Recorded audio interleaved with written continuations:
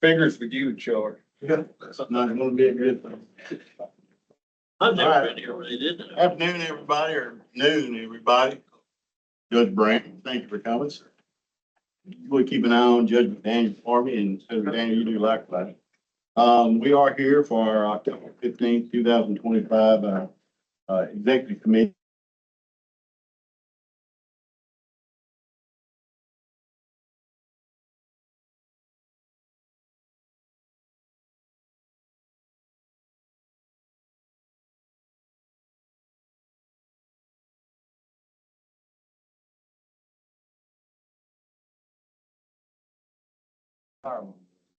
So, welcome to the executive committee meeting of the Southeast Texas Regional Planning Commission, and thank you for your attendance today. Please know that this meeting is an in-person meeting. It is being live streamed and recorded. For those reviewing by live stream, they are not counted as being in attendance, nor can they actively participate. As a reminder, according to the Southeast Texas Regional Planning Commission bylaws, Article 3, any member of the Southeast Texas Regional Planning Commission that is in arrears and dues cannot vote until the dues are paid. Also, if you do need to speak, please state your name.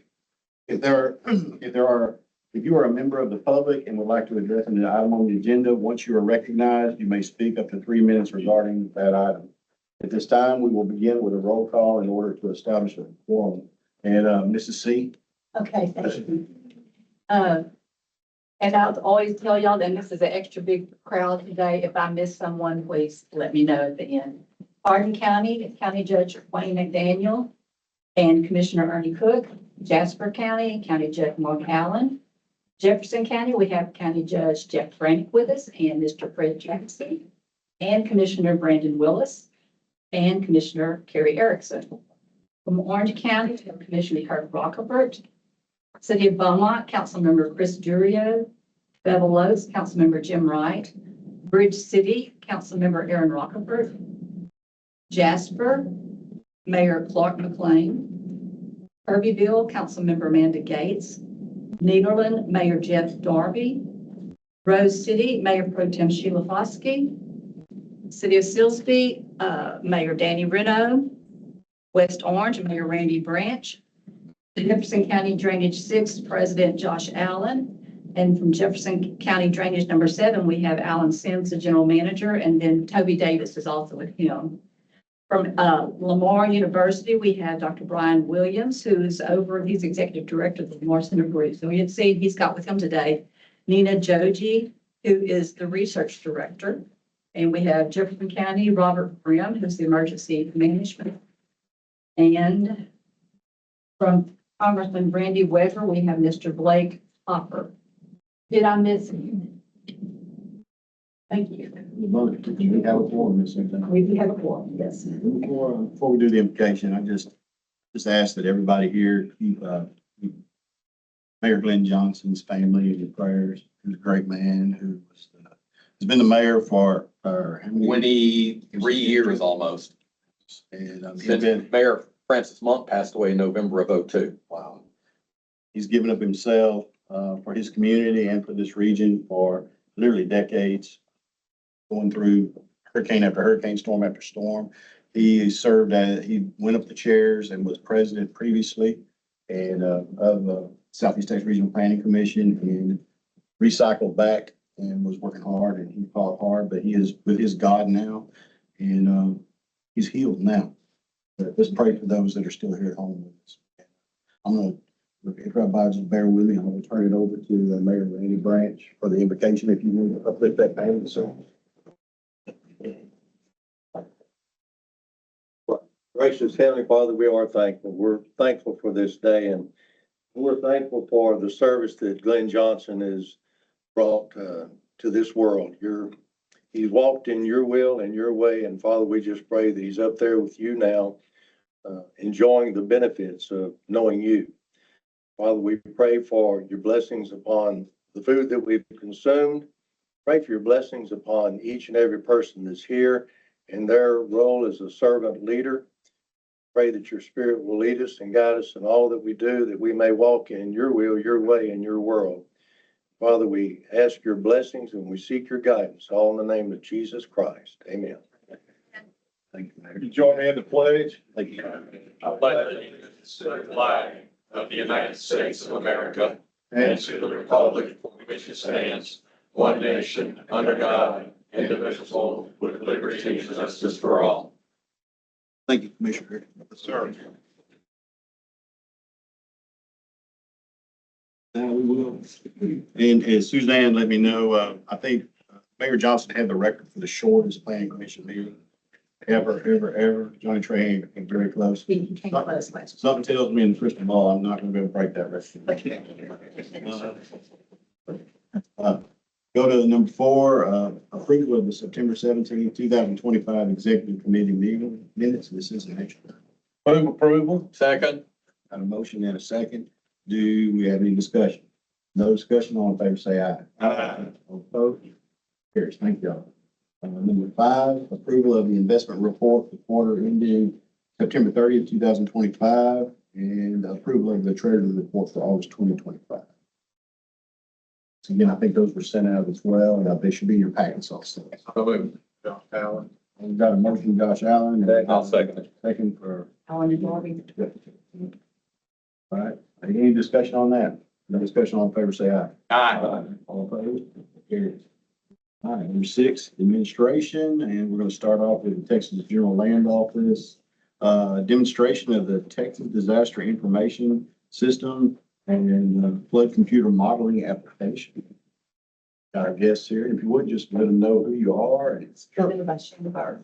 and also brought to us by Shannon Burke. Alrighty. Howdy, guys. How are y'all doing this afternoon? How? All right. So I'm Kaylin. I am the director over our planning studies with the Texas General Land Office. Today, we're going to be demoing the Texas Disaster Information System, also known as TDIS. It's going to showcase our river basin flood studies models. And ultimately, you'll be able to see how to access that information and use that application in real time to benefit your communities. I'm going to be turning it over to Brittany Eck, which is our Director of Communications, to kind of give you some highlights. And then we'll follow that up with Chris Solis, which is the East Region Project Manager, along with Victoria Nation. Thank you so much, guys. Hi, everyone. I'm Brittany Eck. I'm the Communications Director for Disaster Recovery at the Texas General Land Office. I know so many of y'all for our 8 years now spent since starting the recovery from Hurricane Harvey. We're very excited about this presentation because a lot of people, while they know that we were doing this work, do not know how to use it. And so being able to come to today to y'all and be able to show it, demonstrate it, show how it's going to save you time and money, and be able to show you what cost benefits you'll have for your communities and in future projects that this will provide. We then are going to be selecting a few of y'all to give some reactions to it, because what we are going to be doing is promoting this in other areas beyond Southeast Texas to let them know it's available. So y'all are our test, because y'all are so really knowledgeable about how flood mitigation works in the first place, and how about flood models and this type of thing. We're excited to be able to present this to you and get some reaction for y'all on how you might be able to use it. So thank y'all for your time.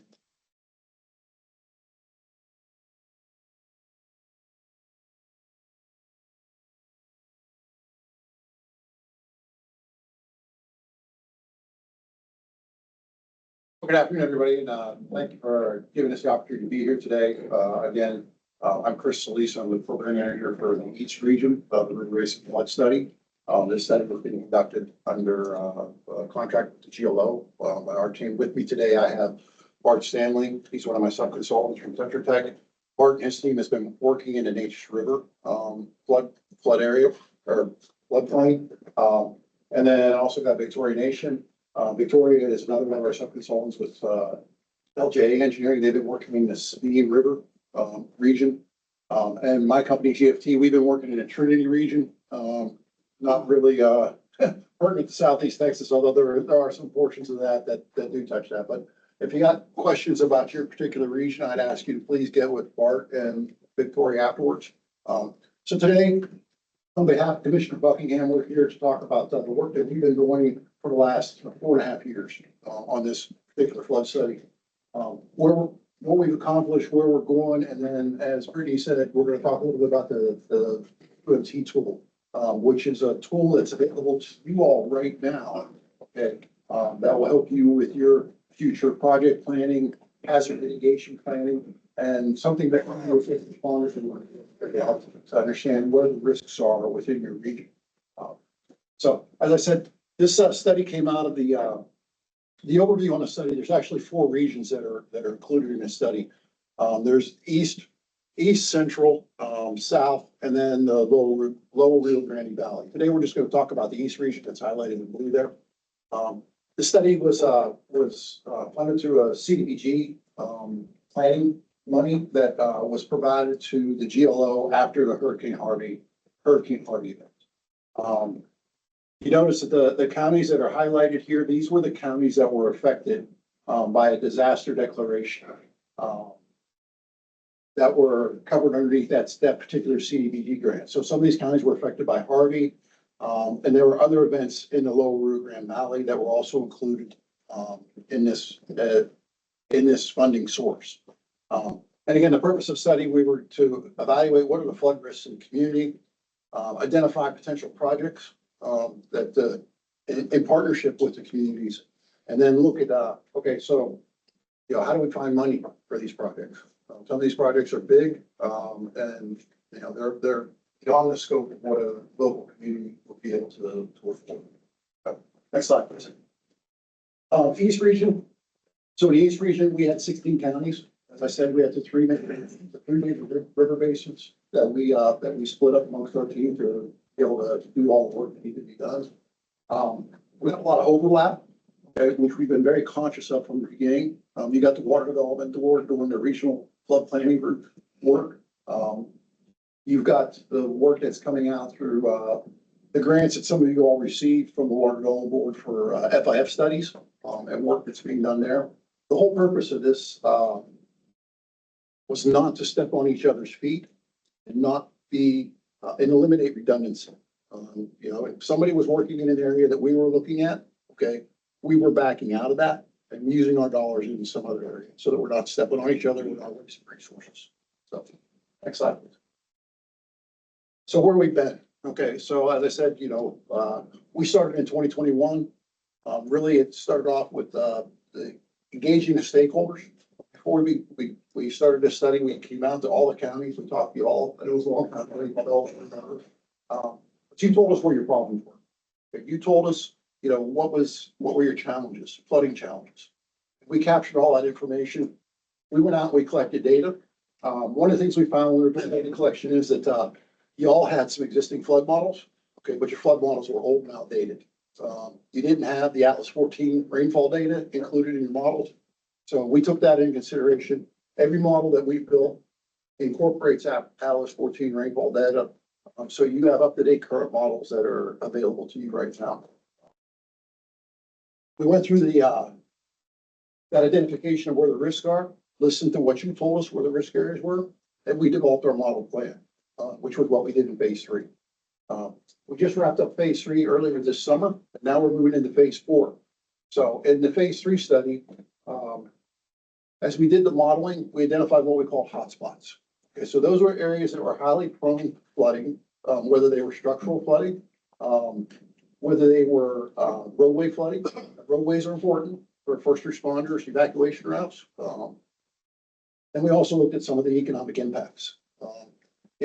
East region, you have a lot of agriculture. So some of the flooding has, agricultural impacts that have to be taken into consideration too. This all led us to where we're at phase 4 right now, is looking at those alternatives and what are the potential solutions within each one of those hotspots. Okay, that will build out into a project. And then eventually in phase 5, with your cooperation, we'll look at funding sources, and then work with you to get your grants put together to chase that money. Next slide, please. So again, the overview, I kind of just covered all this, but in phase 3, one of the big things that we wanted to make sure that we were doing was that we had consistency across all 4 regions. You got different vendors working in each region. We spent a lot of time developing these SOPs so that everybody modeled the same way, so that when the data came out, we were comparing apples to apples, not apples to oranges. Okay. So it ensures that the projects maintain parity for competitiveness as you move into the grant, into the grant phase. And as I said, we're in alternatives analysis right now. Next slide, please. So based on the information that you all gave us and some of the data that we ran, during phase 3, we looked at, some of the FEMA data for, what were the losses associated with flooding. And we came up with these 35 different, models that we had developed in this region. Now, the models don't cover the entire region. They're very specific to where the stakeholder told us to look. And if you dig into the models a little bit deeper, you'll see it's mostly in and around the population centers and where the folks and structures live with. Next slide, please. And again, I talked about the models. So the models, we were able to develop these hotspots. So you start looking at the different levels of inundation for the different periods of events, 2-year event, 5-year event, 10-year event, 50-year event, 100-year event, 500-year event. We're able to look at these hotspots and say, this is where the areas that are at highest risk, that is where there's potential projects that could be executed in the future. And right now in phase 4, we are going through that process to look at what are the solutions within those hotspot areas. Next slide. Why are these models important? Okay. As I said, we're using the best data available. Okay. All the models incorporate Atlas 14.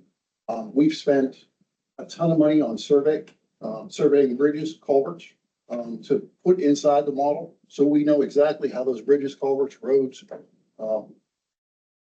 impede, could be a problem during a flood event, cause flooding, and lead to potential solutions, with those structures. All the models were, again, built in conjunction with the stakeholders from the community. And when I say stakeholders, we focus on the people who buy projects, okay, for lack of a better term, buy projects, drainage districts, cities, counties, people who take the lead on actually executing a project. The understand that the public is very much involved. But really, at this stage of the game, it's about how do you get money, and some of these grants have cost shares, okay, and you don't want to sign up for a project where your partner, okay, it's going to say, I can't come off that cost share, okay. So again, a lot of cooperation and collaboration as we get there. Next slide. So again, what can we use the models for? The models assess risk. Okay, the hotspots show you where the risk areas are within those particular model domains. Again, they're built on the best data that we have available. We move forward now. We look at these. What are the potential flood solutions? And it's not easy. Okay, every flood project has nuances to it. There's real estate, okay, that has to be acquired. There could be environmental impacts that have to be acquired or addressed. Okay, so, you know, as we go through alternatives analysis, that's all part of that discussion on what is the realistic alternative that can come out of that. When I talk about alternatives, we look at structural alternatives. Could be a detention basin, could be a channel deepening, could be a bridge or culvert replacement, channel conveyance. But there's also non-structural opportunity to flood proofing, elevations, buyouts. I know that's a bad word, okay, but it is an option that's on the table. So all these alternatives are being addressed. The whole idea is to, when we get to the end of alternative analysis, we have a suite of projects that a county can look at or a stakeholder can look at and say, how does this fit into my capital improvements plan? And how do I prioritize these projects based on the potential impacts that are laid out through hotspot analysis? Next slide. Well, as far as cost savings, again, we're going to demo the tool here shortly. This is work that's already been done. So if you have a project that you're going to take to future development, and you're going to hire a consultant, they don't need to build you a new model. They have a model available to them. Okay, they can download it. Models are adaptable, so they can change the inputs to fit the situation and move forward from there. You can use this for drainage studies. It's applicable to drainage studies, or it's also applicable to actual project definition. And then the end result is, as you go through the modeling process, you get to the point where, at the end of it, where you say, okay, how am I gonna fix this problem? And how much money is it gonna be? Where do I go get it? Okay. And the models have to be defined. Saving time, again, your engineer or your consultant, he doesn't have to build a model from ground zero. So, building one of these models, it's a 3 or 4 month effort, for a consultant to take this from ground zero to where you need to go. And again, everything's been built for you. It's there. And I'm gonna let, Victoria, she's gonna demo this for us here in a second. Next slide, please. So we built all these models and we provided the models to TDIS. TDIS has developed this tool called the data models queries. So Victoria's going to walk us through this, but basically, next slide, please. Basically, you can go to the TDIS website. You can log in and it's going to show you where all those counties that you see in blue, that means there's models available in those counties. Okay. To be used. And, as time goes on, and it's not just flood models that TDIS puts in here, it's other, remember TDIS disaster information system. So it's, models that they have for, On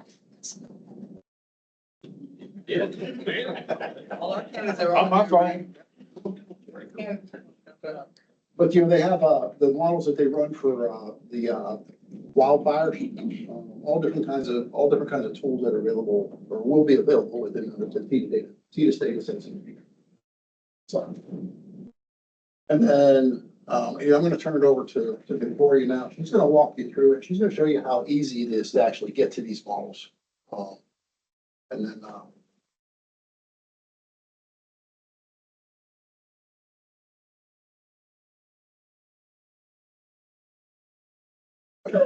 sorry, that's okay.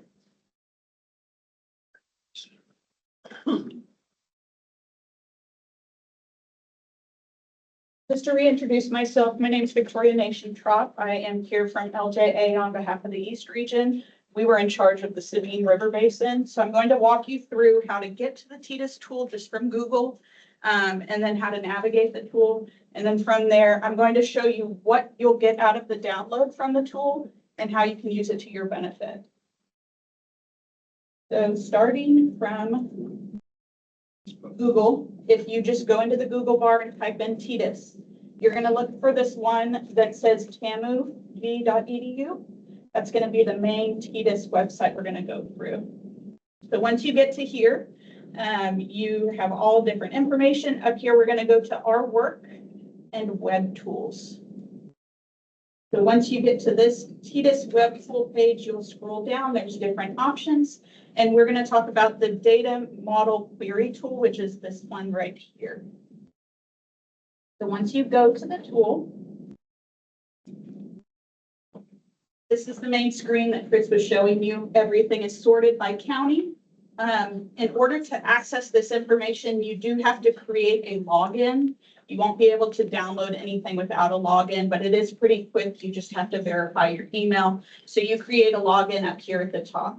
From there, you're able to navigate different information. So you can pick by county. You can even search, which is this location button here. So if you have a particular community you're looking for or a particular region, you can type in keywords. Each one of our models that we've created, we've put in keywords. If you know a HUC code or a certain city, or you're just looking for general information in a particular area, this can help you find it if you don't know exactly the model you're looking for. These models, they are sorted by HUC 10 watershed. So that is the name you will see in this window on the right-hand side. So like I said, these are sorted by HUC 10. So this top one is Little Cypress Creek. There are two different types of models. There's a hydraulic model, which will have the full floodplain mapping. And then there's a hydrologic model that gives you the inputs to get the flows that go into those hydraulic models. So then from here, if you click on the particular model, you'll see on the left-hand side all of this information. So this is the Little Cypress Creek hydraulic model. This is the HUC code at the top. It shows you what counties are within this HUC. It also tells you all of the details, so it's extensive. But it tells you all of the details about this model, how it was developed, what storms it includes, and then when it was last updated and what model software version you need to use. This is for hydraulic models. They were all modeled in HECRAS version 6.4.1. So then from there, we have the model file listing, and then we have this button here, available files for download. You click there, it'll show you all the different types of information you can download. You have the full complete model package, which will include hydraulic models, hydrologic models, all of the data that went into them, the reports, and all of the spatial data that was used to develop these models. You also have model results. So these just have pure TIFF files that can be used for mapping purposes. So we have water surface elevation and depth rasters in this results zip file. Then we have all of the reports and the presentations that were used. And then for some of these, we also have spatial data. So,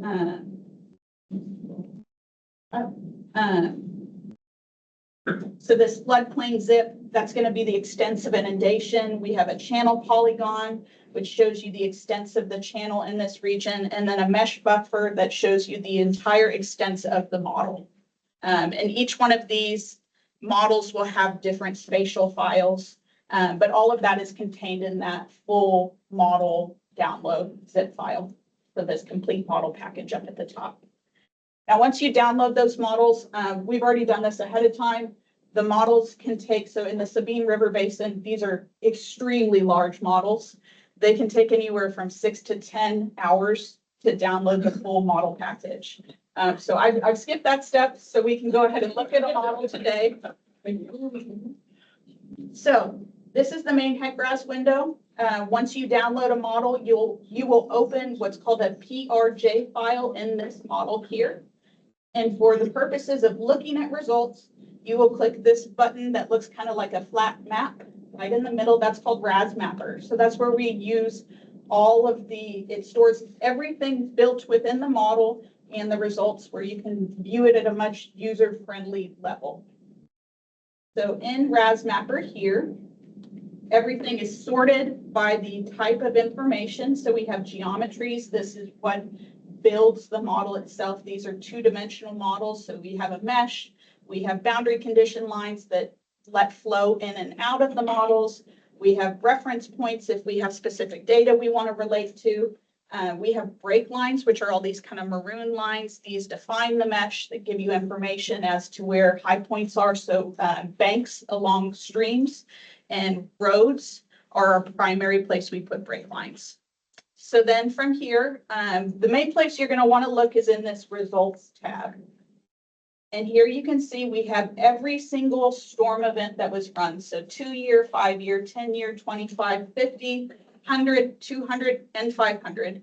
We also ran some historic storm events. So this is for the Cal Bayou model, and it has Hurricane Harvey and Tropical Storm Imelda run in this. So if you have a particular reason you want to look at results in a certain area, you can do that using those models. So to view all of the information within the results tab, the defaults here, we have a depth raster and we have a water surface elevation raster. So right now I have the depth raster turned on. So if you click this one here, you can move around the map and it'll show you the elevation of the, or it'll show you the depth at that particular location. And then the same thing with the water surface elevation. We turn off this depth one and we click on water surface elevation. We can navigate around and it'll show you the particular water surface elevation at that location. Another way you can use these models is, say, if you have a culvert improvement project and you want to know how much flow is going through a particular location in order to size your culvert, you can use the profile lines, which are down here in the bottom left-hand corner. And you can either draw a new profile line with this little pencil emblem, or you can click one that's already inputted in. So we have the BLE model cross sections, we have high water marks. All of this is already in here, but you can draw a new one. We'll see if it'll let me. So if we just draw right across here, and we have this new profile line, and we click it, we can plot a time series for water surface elevation. We can also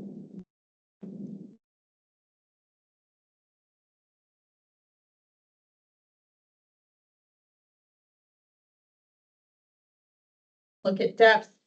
Another option is time series. We can pull up the flow and look at the flow across that particular location. So I think that's kind of the extent of the model demo, but if you have particular questions, I'm happy to assist with them at the end. Thank you. And y'all may not be the ones that are actually going to use this in your work. But if you have county engineers or anyone that's going to be using this and have a question for us, you can reach out to, I've got an email here, it's glofloodstudies.east@recovery.texas.gov. But the more quickly, the quicker way that you're going to be able to get in touch with us is through Rhonda and Sydney. So if you reach out to them, if you have any questions, if you want a demonstration for your county engineer, your city engineer, or any folks that might be using this, if you have any questions for us on down the line, let us know.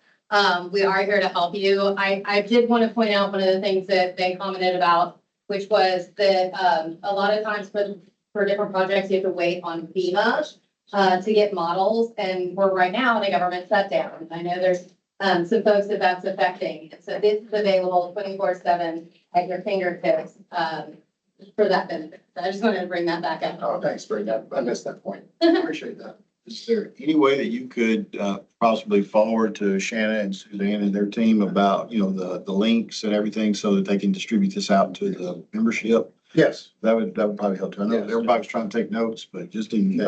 Keep more in your face. We'll make a slide presentation out, and we actually have a handout that we've been providing at our outreach meetings on the DQMT tool, how to access it, and we'll make sure that gets out there. I mean, if you don't mind, I kind of skipped over our executive director, Ms. Shannon Burke. If, to preface, did you have any other questions or anything? Hey, Ms. Shannon, any thoughts or anything about as it applies to the planning commission or anything you had to ask them? I don't have any questions. I would just like to thank GLO for doing this. We've been involved in public meetings throughout the region, actually within our region, and DECCOG as they've created this tool. And, I'll be the first one to admit this a little bit over my head. Probably not a little bit, probably more than a little bit. But thank y'all so much for the work that you put into this. I think it's going to be a very helpful tool moving forward, and looking forward to learning how to navigate through it. Jonathan, thank you for those comments. Yes, it's a highly technical tool, okay? We present to a group like this because we take this information back to your technical experts and say, hey, I learned something neat today. You need to look into this, okay? And as Brittany said, we are available. We'll be reaching out to you all in the future as we finish up alternatives analysis. Figure, how we're going to move into phase 5 with the technical assistance that we provide in phase 5 to help you develop these grant applications, point you in the right direction. There's a lot of funding sources out there. Okay, as we go through this process, it's going to say, okay, this particular project, it lines up very well with this funding source. Okay, now what are the requirements for that grant application? Okay, I think one of the most frustrating things about putting grant applications together is when you put it together and you think it's a $4 million project, right? And they give you the grant for $4 million. And then when you get into it, you realize it was a $7 million project. And you go back and say, I need $3 more million. And they say, there's no more money. Okay. So that's, either you stick your hand in your pocket to find the money, or nothing gets done. Okay. We want to make sure that, as we put grant applications together, if it's a $7 million project, we're asking for $7 million. Okay, so you don't run into the problem. And that's direct feedback that we got from our stakeholder engagements. The challenges with getting grants, the challenges after you receive the grant and the things that happen after that. And we've taken that to heart as we work. No. Yes, sir. Whenever you got to doing these studies, did you look at anything about it, how railroads affect these drainage areas when they go through? So the railroad elevations become part of the model, okay? When we bring in the land data, the LiDAR data, okay, which shows us all the elevation data, the railroads are accounted for in that. So as Victoria mentioned, where'd she go? Oh, those will typically be brake lines. That we would. Either brake lines or even ones we received survey data on were incorporated into the model as a structure, exactly how they were surveyed at the time. And what effect does that piece of infrastructure have on the floodplain? Okay, dealing with the railroads can be difficult. We understand that. But you know, if there's other ways you could mitigate that risk, you know, that's what we're doing here in phase 4. And I think one of the benefits, if you are having a new rail line put in, you can go in and look at these flood models and go into maybe a public meeting that might be about rerouting a train line or rerouting something and be able to be like, you know, here's data, here's actual information for you that'll tell you about the effects of that. And this will continue to be updated. This is not a stagnant, all right, this point in time is where these models are updated to. The idea is to continue to upload more and more data as it goes so that it maintains being current. Yeah, it seemed like there's always been a lot of requirements by FEMA based on their floodplain model. Are they gonna accept this going forward? I mean, you know, it's a different source than the federal government, thank God. But the reality is, you know, it's not gonna do us a whole lot of good to utilize this model data if FEMA comes along later. And I don't know how this is gonna work in the future, but if we're getting some sort of a grant or something, they say, oh, no, that's not gonna work. Well, my experience with FEMA grants have been, if you can show them, here's what I modeled, okay? Here is my potential solution. Here is the cost of that solution, and here are the benefits, the BCA analysis, okay? FEMA's very big on the BCA, right? If you can come out with that positive BCA analysis, then you're ahead of the game with FEMA, okay? Thank you. We all know the FEMA maps are dated, okay? They're dated, they're challenged, okay? FEMA doesn't turn away, best data, okay? So if their map is old, but your map is better, okay, they will look at it. But in the end, it's gonna come down to BCA with FEMA. You'll be able to point to this study and all the work that went into it. And also the GLO is here to help you. So we can defend this as well. So if you have any issues, let us know. Thank you. Any other questions? Going once. Going twice. Thank you all. Appreciate it. Thank you.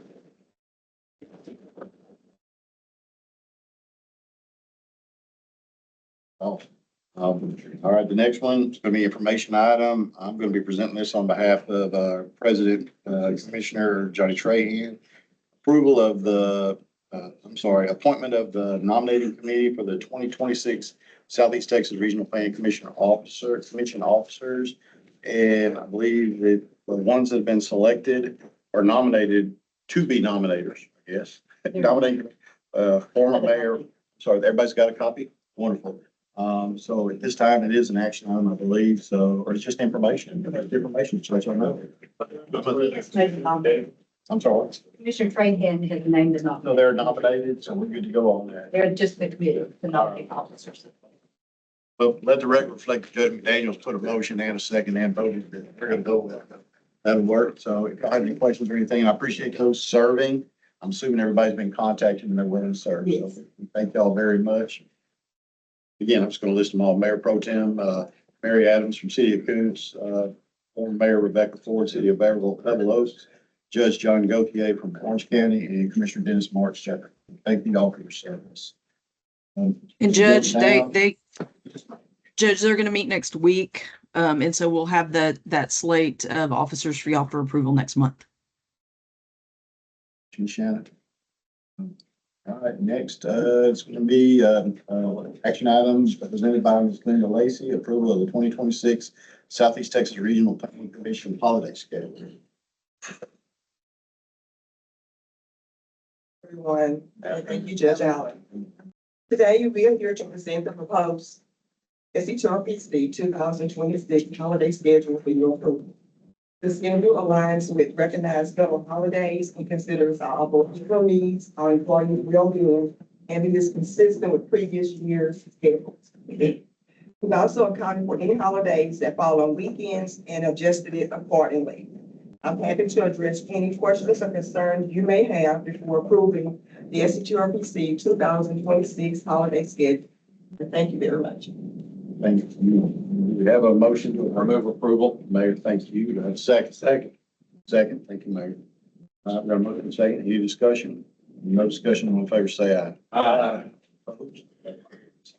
And now we have an information item. This is going to be an interesting one. Presented by Ms. Shannon Burke on the federal government shutdown in the Southeast Texas Regional Planning Commission. Thanks, Judge. There's no handout for this because I was hoping by the time this meeting was held that this would be all taken care of. But here we are, day 15, with no resolution in sight. I'm at a NATO conference. It's a National Association of Development Organizations, and we're actually in Salt Lake City. And this is the big item of discussion. So everybody's got their eyes on it, as I'm sure everybody else in the room does as well.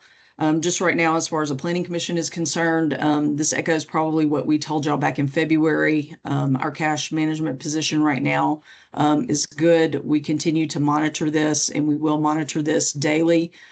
We do have a number of programs that are linked directly to federal grants.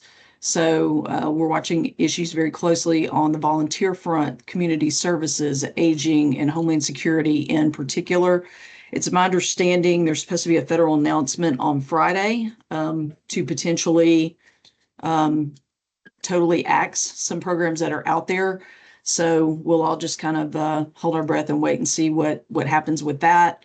And then we'll move from that point on.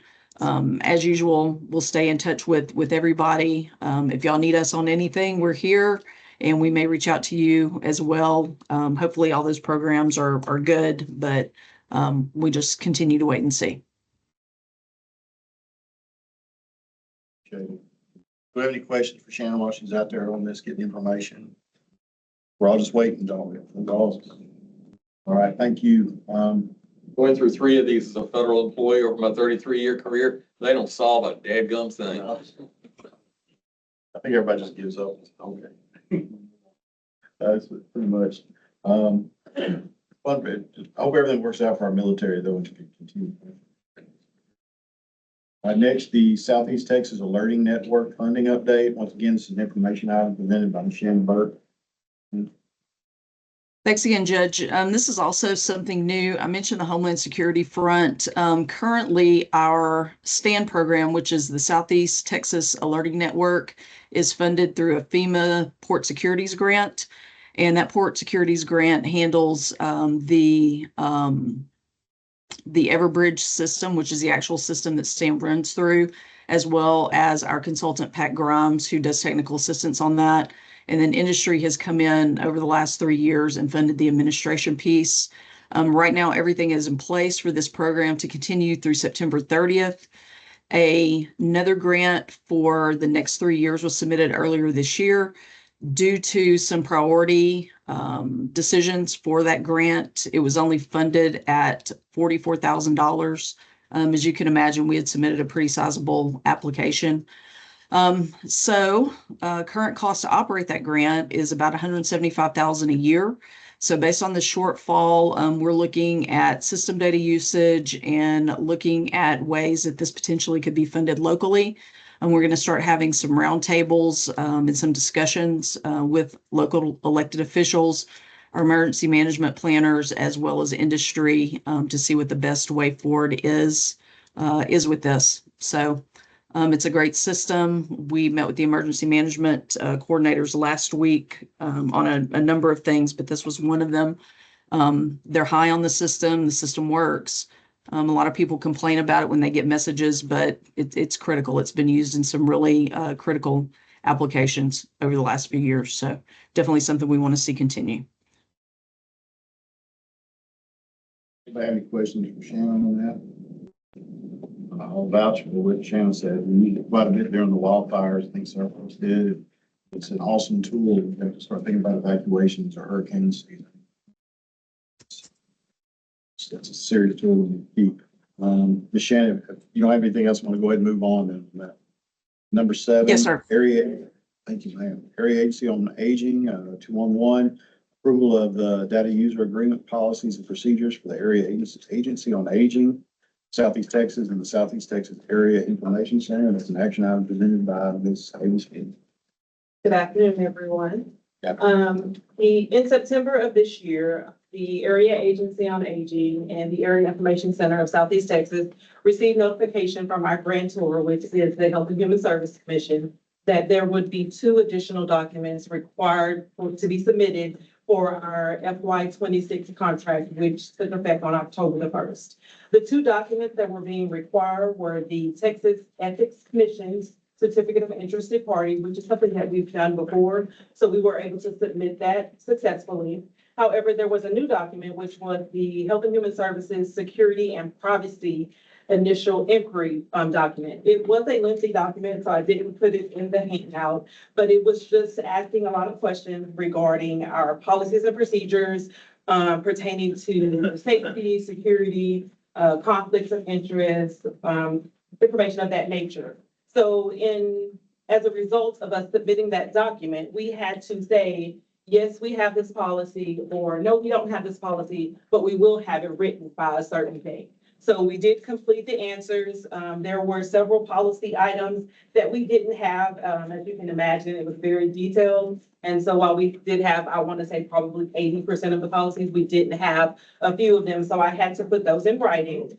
The date that was given for us to prepare the policies and have them back to the Health and Human Services Commission was by October the 31st. So in an effort to do that, as is our internal policy, whenever we develop any new policy in writing or adjust a policy that is already existing, we have to run it by our internal council, which is the Regional Council on Aging and Disability Services.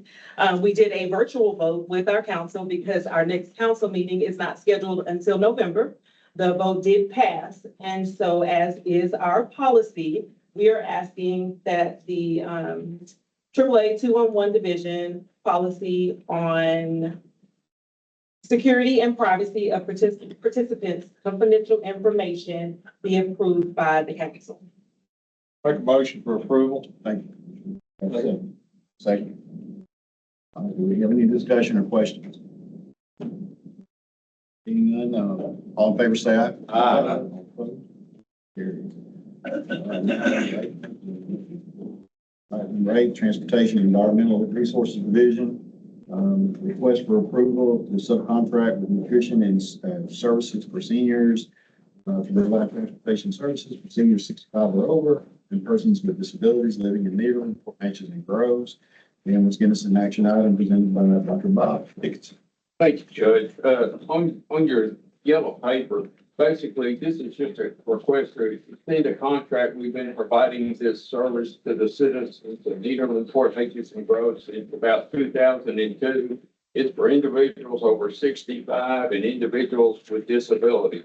We take people within the 3 cities. We also take folks that live in those 3 cities into Beaumont and Port Arthur Monday through Friday. Basically, for this year, they'll start September 1 of this year until August 31. We have $380,000 for our subcontractor nutrition and services for seniors to continue to provide this important service. We use federal 5310 funds and TxDOT Public Transportation Division state funds. This program, like I said, we take people to the doctor. It just been people over 65 and individuals with disabilities, but it's a very good program, and we're just asking for your approval to continue to allow us to contract with them to continue this important service in those 3 cities.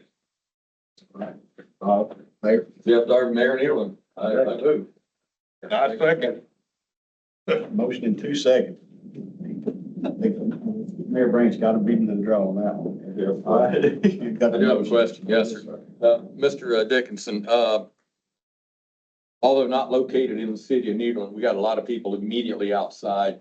Well, everybody thinks they're in Nederland, but they're really not. Does it cover them or is there something else that covers them? No, sir. The city of Port Arthur covers the city of Port Arthur. We cover the geographic boundaries of Nederland, Port Neches, and Groves. I learned a lesson many years ago. I had somebody call me and it was, lady had a real good story. And I told my subcontractor, even though it didn't fit our criteria, I said, take her. Well, people find out. And we have rules and we have to abide by them. So no, sir. But the city of Port Arthur, in their city limits, they provide this kind of similar kind of transportation to theirs. Now, in rural, the next thing I'm gonna talk about, yes, in rural parts of Jefferson County, the same subcontractor, and we have a program for them. I'll mention it briefly in this next. Got it. Thank you. Appreciate it. Thank you. Nothing further discussion. Thank you, sir. All right, we got a motion second. Any other questions? No questions, all in favor, say aye. Aye. All opposed? Carries. All right, once again, request for approval to subcontract with Warren County Transportation and Nutrition and Services for seniors to provide public transportation services in rural Orange, Hardin, and rural Western Jefferson County. Once again, action item presented by Mr. Coffey. Thank you, Judge. On the green paper, it's the same thing. We've been operating a rural transportation program in Orange County, Hardin County, and rural Western Jefferson County, and the areas outside of Jefferson County around Nederland and Port Neches. Basically, you can see on the front of my handout, Orange County Transportation, we have federal and state funds to provide for these two subcontractors. We have Federal Transit Administration 5311 funds is to provide services in rural areas. And also we have TxDOT Public Transportation Division state funds to help us operate this program. These two subcontractors during the last year provided over 49,869 one-way trips within our region. But basically this 5311 program is open to everybody. It's a demand response curb to curb service. The farther ahead of time people call our two subcontractors in the region, the sooner they can get scheduled their trip. If it's to go to the doctor, to go to Walmart, to go to the courthouse, to the city hall, to the beauty shop, whatever it is, it's general purpose transportation. Our two subcontractors work 5 days a week. Orange County Transportation is our largest subcontractor. They provide public transportation services to all of Orange County. Nutrition and Services for Seniors provides transportation in Hardin County, rural Western Jefferson County, and parts of other parts of Jefferson County that are not within the city of Nederland, Port Neches, Groves, or Port Arthur. So they're very utilized programs. We have a high use of these programs, so just requesting to allow us to execute these two subcontracts to continue these important services. And all of our vehicles and any of our rural transports or any of our programs are electric equipped. So individuals with disabilities, we take a lot of people to the house. Just a very crucial program. Some folks don't have no other way. They can have two cars in the garage.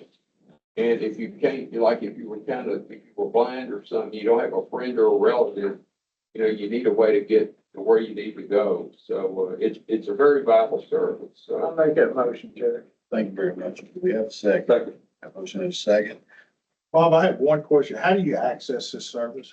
Is there a number to call? yes, sir. I have a thing I'll I provide. may have missed it, but I didn't see it. No, sir. No, not in that. But Okay. if you're talking about your program, it's 800-259-4457.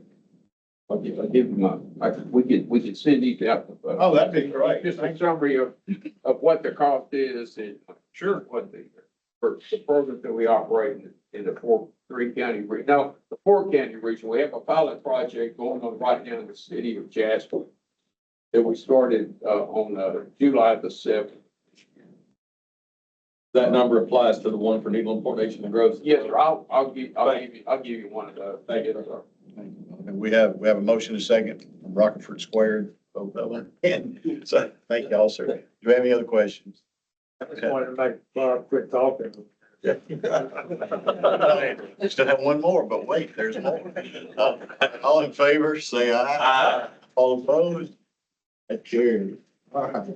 Next, request for approval of recommended architectural engineer for Orange County Transit Facility Improvements Project. Once again, presented by Dr. Bob. Thank you. On the pink paper, basically, we've received some money through the Texas Department of Public Transportation Division to do a Orange County Transit Facility Improvements Program project.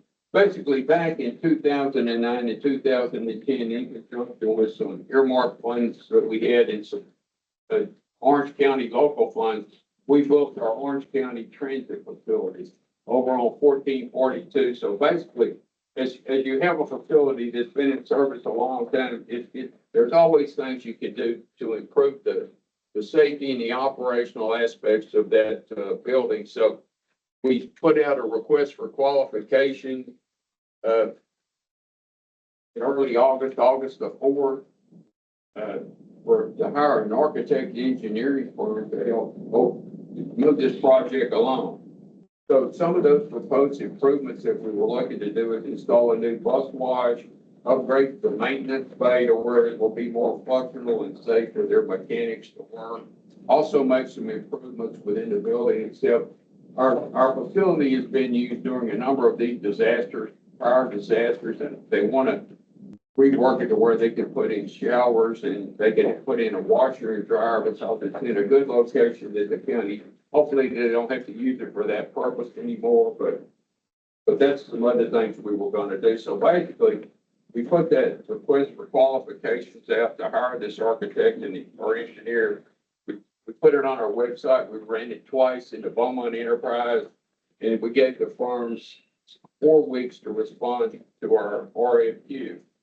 So we received one, a company out of Houston that calls PBK, a very large engineering architectural firm that has offices in Houston and all around our state. And we met with them to discuss their approach and how they would work with us on this project on September the 22nd of this year. And basically, you can look on the second sheet of this, and I had the benefit is upon the completion of the evaluation process, PBK was a qualified candidate because they had a good approach to do it. They've done a lot of this similar kind of work for school districts and other kind of groups in the Houston area.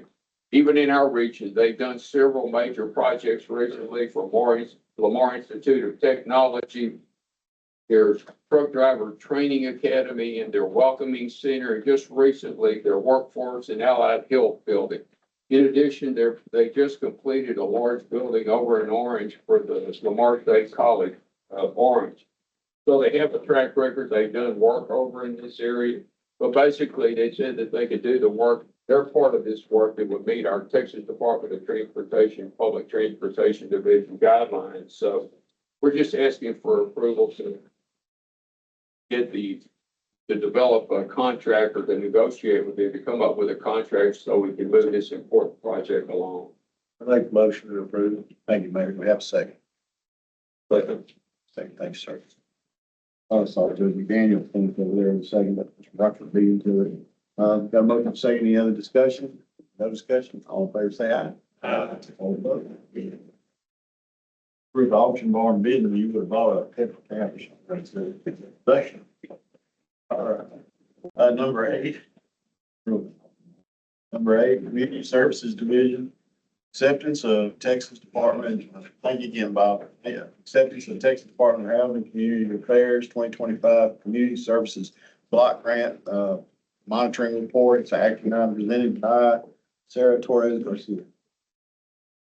Good afternoon, everyone. On June 25th, 2025, the SETRPC received correspondence from Mr. Robert Moore. He is our TDHCA compliance monitor up in Austin, and he was making us aware that CSBG, which is part of the Community Services Block Grant, part of the Community Services Division, was monitoring contract number 612-400-4257, which is discretionary funds that were utilized for disaster assistance up in Hardin County. Mr. Moore requested that specific programmatic, financial, and case files be submitted via secure transport system. CSD, of course, gathered the documents that he requested, and we submitted it to Mr. Moore. We didn't hear anything. There was radio silence. We didn't want to, offer anything else, and we just kind of waited back to hear from him. On August 20th, Mr. Moore reached out and he contacted the agency, and he actually wanted some more detail and selected specific samples that he needed from accounting. So we worked together with accounting and submitted those documents to him by the deadline requested. On September 4th, the agency received a letter from Mr. Moore regarding the monitor, and those two, the first letter is attached on the back, which is the initial request. Actually, it's the notification of the monitoring, and the second letter is the information that the conclusion that he did for the monitoring. I just want to highlight a little snippet of the letter, and actually, it's not part of the letter; it's part of the email that we received from Mr. Moore, and it reads: TDHCA conducted a monitoring review of the mentioned contract. The goal of the review was to provide a reasonable but not absolutely assurance regarding the compliance with federal and state requirements and program objectives. To achieve this goal, a sample of financial transactions and client files were selected and tested. A report details the scope and the results of the review. Based on the limited scope of the review, no findings were identified. Please note that although there were no findings, there is it is the responsibility of the Southeast Texas Regional Planning Commission to maintain compliance throughout the contract and affordability period as applicable. No further action is requested at the time of this review, and this review now closed. So we now we reviewed this monitoring and the report with Advisory Council on September 24th. Now we finally request the review and acceptance of the CHCA CFPG audit from the executive. Do we have a motion to accept that report? Have a second. Thank you. Any discussion on that report? There being none, all in favor say aye. Aye. Carries. Thank you all. Thank you. Thank you, Sarah. 10, 911 emergency network updates on the Jackson County Emergency Power Project. Information out of the Judge. We've started our project at Jasper County SO for a 440-foot microwave tower. Microwave tower will serve as the backup to the fiber optic cabling that we use to move the 911 calls around the region. If we ever lose the fiber, then the citizen would be on a conversation just like this with a 911 call, and the conversation would continue. No beep, no blip, no nothing, so we wouldn't lose that call for those very important calls. We've had meetings with the sheriff and his team. We want to thank the judge for helping facilitate those. We've determined a location, which is going to be on Leela Street, which is behind the dispatch center at Jasper County SO. The property has been surveyed. They've done the core sampling. The core sampling is important because it helps us design the foundation for the tower. There's a tower outside in our backyard here at the Planning Commission that's part of this microwave network, and it has 3 piers, 1 for each leg. So they have to bore. There's a lot of challenges with that. But this foundation, which is the design that's been accepted based on the core sampling, we're supposed to have that pad completed by December of this year. That's hot off the press. Reach out to our contractor prior to the meeting. That's the response that we got back. I want to thank Larry and the sheriff. Larry Williams, the chief deputy. He's been our primary contact on this project. There are 4 milestones for this project. We've made payment on the first milestone, which is 25% of $1.588 million. That was $397,000, and that was done in August. Our next milestone payment will probably take place in the first quarter of next year, and that will be when they deliver the steel for the construction of the tower. And that payment will be $953,286. The other 2 milestones are 10% milestone payment once the equipment is installed, construction of the tower. And then our final milestone payment is a 5%, which is due at final acceptance of the tower. So we haven't hit any major snags with this project. It'll help bring Jasper County's communication into the Southeast Texas system. So we're excited about the project. Thanks, Pete. There were no bodies or anything found when y'all did those core samples? No, we haven't arrowheads or anything of that nature. It's strong. Thank you, sir. Y'all have any questions? I move. I think they were. Thanks for information. Never mind. I retract my Very motion. much, Pete. Appreciate you. Thank you. All right, we're gonna go to the future calendar. Good vibe, Ms. Zink. The planning commission office will be closed Tuesday, November 11th in observance of Veterans Day. And again on November 27th and 28th in observance of Thanksgiving. The next executive committee meeting is scheduled for Wednesday, November 19th, right here in the Nagel Room. And then all you executive committee representatives, there's a flyer behind the future calendar, which is save the date. And that is our annual meeting and installation of 2026 officers, which will be held on Thursday, January 15th, 2026 at 6:30 p.m. at the City of Beaumont Event Center. Behind that flyer, we have our 2026 executive committee schedule. See where those on your calendar. And then also events for Southeast Texas stand down in 2026. Thank you. Very much. Anybody have any questions? All right, now we're gonna go to 112, business.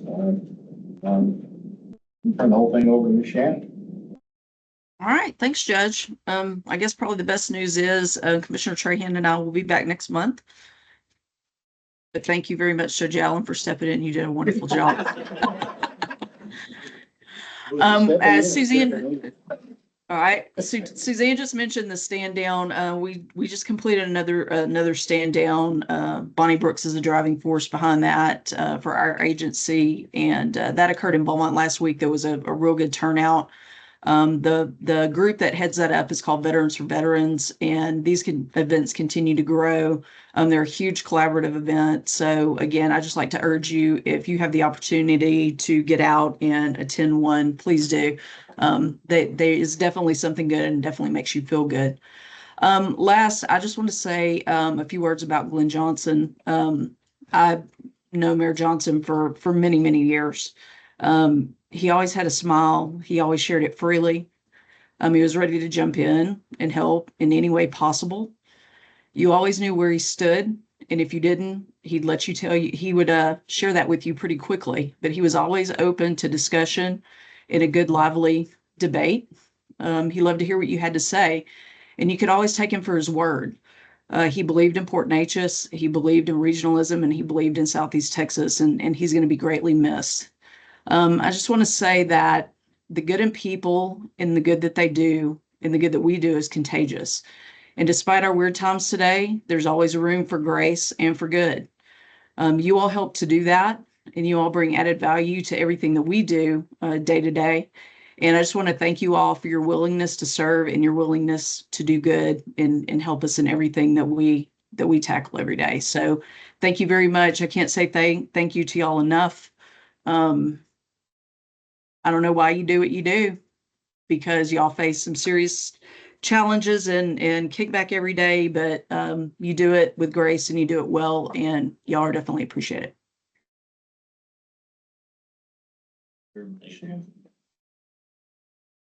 Thank y'all for bearing with me. I didn't even have my commissioners here to curb check here. I'll call Willie and say you did a good job. Thank you. You have a question, sir? I just wanted to know, today we had our first meeting of the Beaumont Mayor's Coalition on Veterans. It was very well attended. Just about everybody from the stand down was there. Got a lot of people in one room, put out a lot of good ideas. We're gonna start meeting monthly. Myself, I'm a veteran, and so is Joe Hilliard, councilman. We'll be chairing that, and we'll be meeting monthly and getting together, putting out information, just letting the veterans know resources that are available to them and how we can connect those people with those resources. I just want to let y'all know it's very well attended. Thank you very much. That's all about. Do we have any other announcements or anything for the good of the week? Anna, anything else? You be safe coming back. At this, I'll entertain a motion. Motion to adjourn. We have a second. Slow down. Second, and not, all in favor, let's get out of here. Yeah, no, I don't know.